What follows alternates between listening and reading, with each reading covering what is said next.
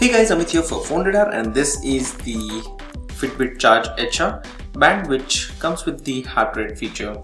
Now this one is available in India at a price of around 13,000 rupees, while this is the all new Xiaomi's Mi Band Pulse. Now this also comes with a heart rate scanner and as a sensor, and which helps you in calculating your heart rate.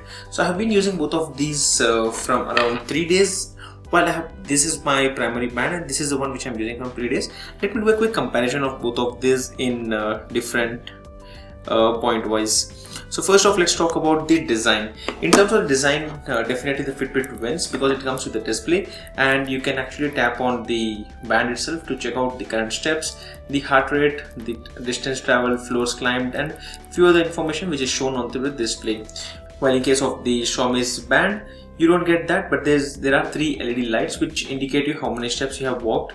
And the next thing is that this display is actually useful in case if you are getting a phone call, where it shows you the name of the person who is giving you a call.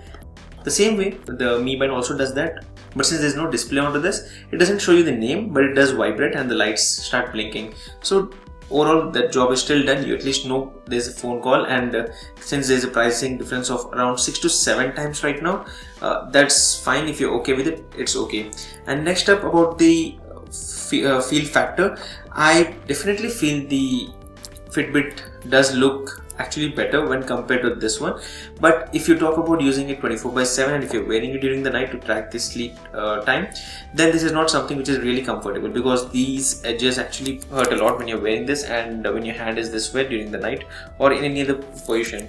While since this has this rounded edges and soft finish, it's actually more comfortable. So it's a win-win kind of thing. You have to decide what's more useful to you. Next, let's talk about the application. So this is the Xiaomi Bands application, which you notice here.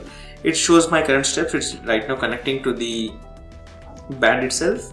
Whenever you start syncing, it shows you the steps counted and the information around the same. While in this case it's updating it, and it also shows the sleep data here. Like you can see that I have been in bed for 8 hours 30 minutes, the deep sleep, the light sleep, and when did I actually feel asleep, and also the wake up time. So this is what I was awake for. So this data is actually pretty useful, and this is all done automatically. So if you are someone who is looking for this kind of data, then this is for you. Again, this is the data for the last 5 days I have been using this, and you can notice it's kind of accurate. Now let's check out today's data itself. I had slept according to the Mi Band at 10:18 and I got up at 6:37. Now let's go to the Fitbit application. Overall, this also shows similar amount of data and similar information itself. Let's go to the sleep tracking here. So it says 7 hours 28 minutes, 10:14, and I got up at 6:33. Here I got up at 6:37 and 10:18, 10:14. There's an exact 4 minutes of difference in the timing. According to Mi Band, I slept 4 minutes later and I got up 4 minutes late. But overall, 7 minutes 28 seconds. While this one also, it actually has time mentioned as 8 hours 13 minutes. Now that's because this one has actually removed the restlessness and only has calculated the sound sleep. Apart from that, both of these bands show similar amount of data. But now let's talk about what's more important here. The steps tracking is almost the same, but what Fitbit does more importantly is the floors climbed. Again, frankly speaking, this doesn't really work. Just for the fact I didn't climb any floor yesterday, but it still shows me 6 floors. Now that is interesting because I didn't actually climb 6 or 9 floors in the last 2-3 days, but it still shows that, and that's generally taken from the walks which I generally do. So it overall is kind of useful. I mean, makes no sense when you are not really walking or climbing the floors and still shows the data. Now let's talk about what's good about these apps. In terms of the Fitbit app, this is good. So you can see there are ways I can fight with or I can play challenges with my friends, and where we actually do a lot of talk in this application, or the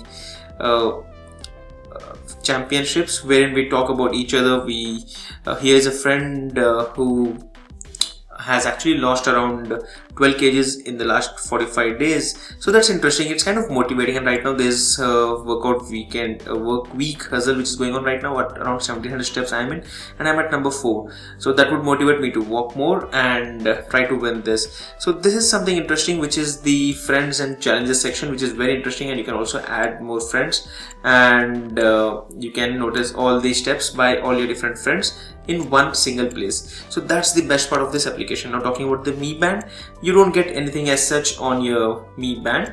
You just get the basic data. So what's missing here is a networking option and the option to connect with your friends and play challenges. Next up, let's talk about the heart rate. In terms of heart rate, you can notice that the heart rate is fast. It's showing for the 4th of February. Today is probably 8th, and it's not measuring the heart rate continuously, but it only measures whenever you actually want it to. You have to tap on the measure heart rate button and it starts finding out your current heart rate. But in terms of Fitbit, it doesn't work that way. It continuously tracks your heart rate, and that is something which is again useful if you are a heart patient, or if you want to continuously track your heart rate, then that is something really worth it.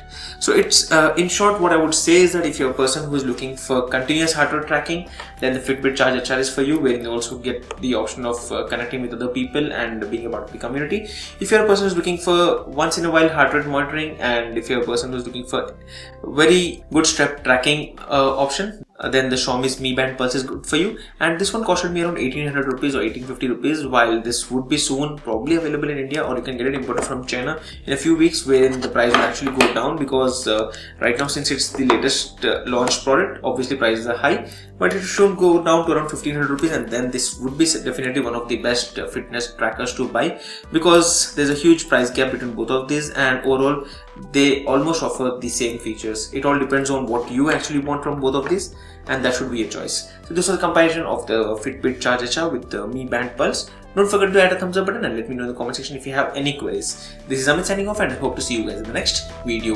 Thank you.